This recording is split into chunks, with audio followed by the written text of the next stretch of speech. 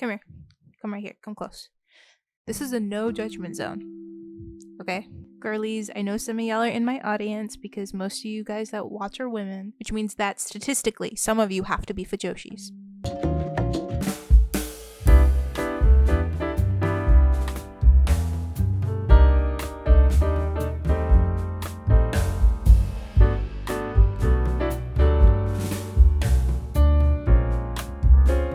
If you read BL manga, you can't hide it from me. I do. Okay? Sometimes I do. But the thing is, I can't really explain why I like BL manga when somebody asks me. Actually, I don't know. Maybe dudes can relate to this as well. When you were in middle school, it was crazy for a girl and a guy to like be hanging out, right? Around that time you start getting late elementary school, you can't just have friends of the opposite gender anymore.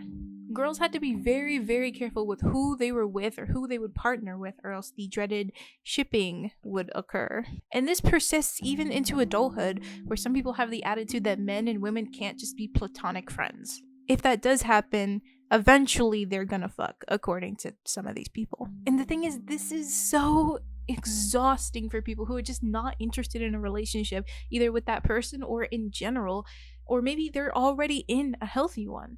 And in romance manga, so many times there's this overarching narrative of, okay, they're friendly, they kind of like each other, she's a woman, he's a man, it's gonna happen, right?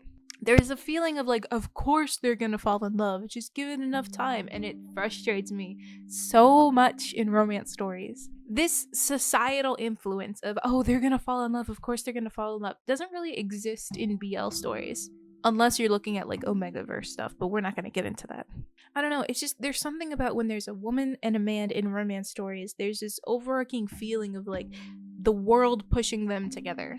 Like in high school, there's so many people that start dating just because other people said like, oh, you guys look like you were already dating, so like, why not give it a try? You know, it's just, I actually think that in real life, the societal influence on boys and girls to get into relationships like that, if they are generally friendly with each other, is what causes a lot of heartbreak, or God forbid, even cheating sometimes. They think, oh, I like this person and I like their company, I must want to have sex with them, and then they start seeing them in a sexual way. So anyway, I say all that to say, without that societal pressure to get into a relationship, I find that the romance tends to happen in a more satisfying way. And that's why I read BL comics. Again, I don't know if I worded that correctly, but if you understand what I'm saying, or if you feel similarly, please let me know. This manga also has demons in it, so that's pretty cool. Next page. Natsu. It's a BL story that only has maybe 2 or 3 volumes right now, so this isn't going to be the entire story, but it'll be what we have so far that's substantial. The story begins with Yoshiki, who is narrating to us about his friend Hikaru. They both live in rural Japan, so they talk with these bumpkin accents, but he and Hikaru have been friends for a really, really long time, practically since they were born, because it's generally rare to have somebody about your age in the same town. Which is how Yoshiki knows that the Hikaru in front of him isn't the real Hikaru. Hikaru went missing a few days ago in a forest that no one's supposed to go near. It's the subject of many, many ghost stories, and that's where Hikaru fell off of the cliff. Some supernatural being of some kind is now taking over Hikaru's body and pretending like he is Hikaru. He claims he's fallen in love with Yoshiki at first sight because his soul is just so beautiful, and now he's going around parading as if he is Hikaru, trying to copy all of the mannerisms that he would normally do. He's essentially pretending that he's just one of the boys. Well, Hikaru starts having strange experiences. Well, Hikaru. For example, there's a film that the real Hikaru has seen many, many, many times, but this time for whatever reason when he watches the film, he starts crying because he's so emotionally moved by it. When the demon took over Hikaru in the first place, he also took all of the memories involved in it, so he remembers the film and he remembers what happens, but it still has this really overwhelming effect on him when he experiences it for the first time. A similar incident occurs when he eats what looks like a croquette, which is a really popular food in Japan, and I have no idea why, because 1, it's not very good and the texture inside is always goopy and gross, and 2, it's French. To top off all of these weird experiences, there's a cat named Mincemeat that now has gotten really hostile towards Hikaru. Yoshiki has generally come up with the idea that he's just going to try to go through this as best as he can, because the fake Hikaru, to him at least, is better than no Hikaru at all. As Hikaru and Yoshiki walk home together one day, there's a crazy old woman that they start to pass by who looks at Hikaru and is both angry and afraid. Nonuki-sama is the name that she calls Hikaru and demands to know why and if he's finally descended down from the forest.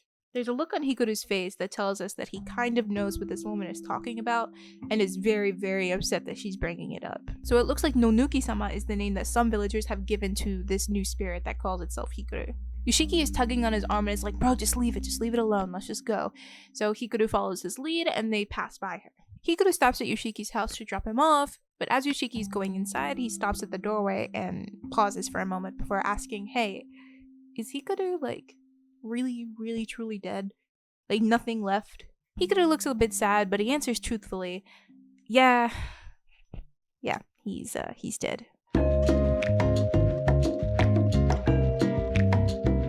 Hikaru, who's probably feeling a bunch of these emotions that he's definitely not used to feeling, because, he's not human, pays that woman a visit later that night. This time, he doesn't ignore her, and she's found dead the next morning. At school the next day, it's implied that Yoshiki and Hikaru haven't really spoken since the incident, but they do have a mutual friend who's a boy with really short hair named Maki. He's practically begging Yoshiki to go on a test of courage with him to the forest. If you don't know, summertime, especially summer nights, are prime time for spooky stuff for kids in Japan. It's when all the festivals happen. So now that things are getting hotter, he's interested in paying a visit to the spooky, scary, haunted forest in the village. Two girls decide that they want to join in, Asako and Yuki, and they both try to drag Yoshiki into it, but he's just generally disinterested in this kind of stuff. Hikaru invites himself on the trip as well, and that's when Yoshiki finally relents and says that he'll go. Well, all that time in the forest is a bit eventful. They're all horrified by the forest and have this really overwhelming sense of dread. But being stupid main characters, they decide to enter it anyway. Getting split up, Hikaru sticks really, really close to Yoshiki practically the entire time. And in the forest, Yoshiki sees... Hikaru tries to be a little quiet, but advises Hikaru to stop. Stop looking at it. Stop right now. Yoshiki's entranced by this thing, and now it's taking control of him and he can't look away. Hikaru then does something supernatural and takes a hit. He falls over and blood starts gushing from his nose, but he says he's fine. Yoshiki is practically untouched. The other kids clamor together to try to figure out what that noise was, and that's when Yoshiki learns that when the spirit hit Hikaru, it made like a kind of noise, like a pop, and it echoed practically all throughout the forest. The boys all generally agree to just not talk about it, and the next day Hikaru gets pretty injured during gym class, and Yoshiki offers to take him to the nurse. They use like the alcohol wipes and all that to clean him up because I guess in Japan the nurses are just never present. I don't know, so the kids just do it themselves. And Hikaru admits that ever since he took over the body, he hasn't felt pretty much any pain at all whenever it gets injured. The only thing that came close is that incident the other day with the other demon in the forest. That's when we learned that he actually absorbed it into his body and maybe ate it. It's kind of unclear what happens to the demon when it gets absorbed. Generally, it seems like it's harmless now, though. Even if it does bother Hikaru in some way, like his nose starts bleeding. That'll probably get more explained as the story goes on, but as of now, we don't have an answer to that. There's this really gross, odd, and weirdly intimate scene where Hikaru opens up his chest, showing that there's nothing but just darkness and goop inside of him. I mean, not literally, because he bleeds, so there's gotta be other stuff in there, but also literally, yes, because you can see it. Don't think too much about it. It's supernatural and it's a BL, so you should really just generally stop thinking at this point. Well, Hikaru wants Yoshiki to get used to the feeling of a demon trying to get inside of him, so he can possibly resist it the next time it happens. Especially since, according to Hikaru, Yoshiki is seeming more and more tasty to the demons. More desirable, I guess. Yoshiki reaches inside of Hikaru's goopy body, and Hikaru essentially like he tugs on him. Yoshiki panics and immediately takes his hand back out and demands to know what the hell just happened. And Hikaru sheepishly tries to explain that he has to do it by force so that Hikaru gets used to the feeling of a demon trying to take control of him. He needs to build some kind of resistance to it. It's also kind of played off like a sexual thing. Hikaru's into that, I guess. But then when he goes to his bike to leave the area, some random housewife grabs his arm tightly and says, "No, don't do it. You're in danger." After a little bit of back and forth, they exchange numbers after she explains that she can tell he's dealing with one of those who has come to be by his side. She explains that she was in a similar situation when her husband came back from the dead in a similar way that Hikaru did, but the thing that came back wasn't her husband anymore. They don't talk much more than that, but she does tell him to contact her if he wants more info.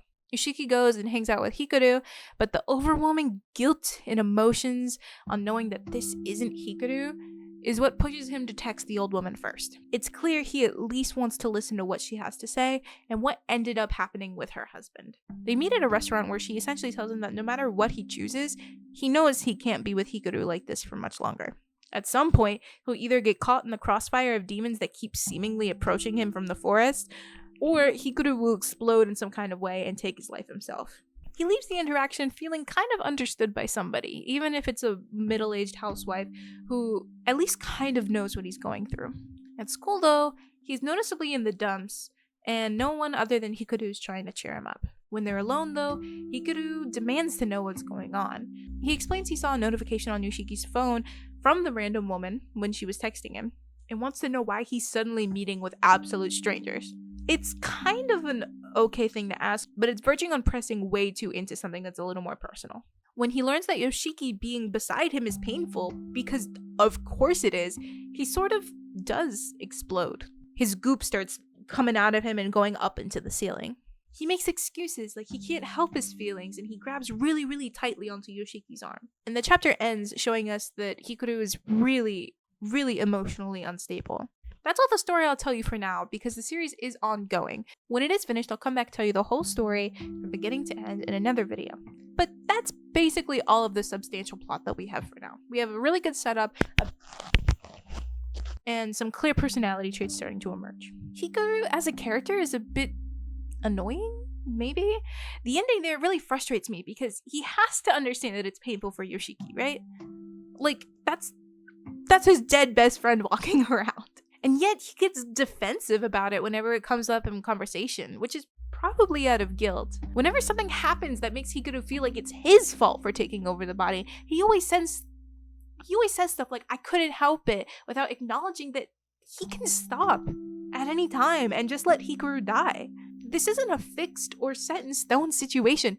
Every single time he appears before Yoshiki, even if Yoshiki is getting more and more used to it, that is still something fucked up that you're doing to somebody that you supposedly love. Like, I know a lot of this is like, oh, it's so tough for him because he doesn't know feelings, he doesn't know emotions, but it's like, okay, maybe right now he doesn't, and as the story goes on, he'll start to slowly understand that, but still, I know people in real life who do the same thing. Like, they feel so guilty about something that whenever something happens to you or you mention something that makes them feel guilty, they, like, explode in defensiveness about it. When again, they can stop at any time. A lot of people love Hikaru, like, oh, he's so baby girl, he's trying to figure out the world. And it's like, I don't know. I don't really like him all that much just yet. I do appreciate how he's constantly protecting Yoshiki. But overall, there were a couple of more hints going on in this manga as well. For example, it's hinted at that Hikaru's family does something in the forest. And then there's the overarching question of what was Hikaru doing in the forest when he fell off the cliff? Was he really there by accident? The answer is probably not. Hikaru's family is really weird too. They have this weird lineage thing going on there. So it's possible that maybe Hikaru was an offering to Nonuki-sama or something like that. That's all speculation. So it seems like it's going to get a lot more plot driven, which is something I really admire when BL does. I wouldn't be surprised if Hikaru ga Shinda Natsu eventually gets an anime adaptation at this point. I can already tell. The art style is gorgeous and it's such a unique story that's contained in a small village. So far, we have yet to see how powerful things can get. The ceiling is not seeable yet, so we don't know how good this manga is going to be. So until then, stick around for more manga coverage and recommend me what you're reading in the comments below. Who knows, maybe the next thing I talk about could be your favorite. Also, you can read all of my scripts over on Ko-Fi for absolutely free. You don't need to pay me anything, it's just a little blogging place that I post everything. And if you want to toss me $1, that's cool too. Like, I'm not going to say no. Thank you to everyone who supported me up until now, and I will see you in the next one.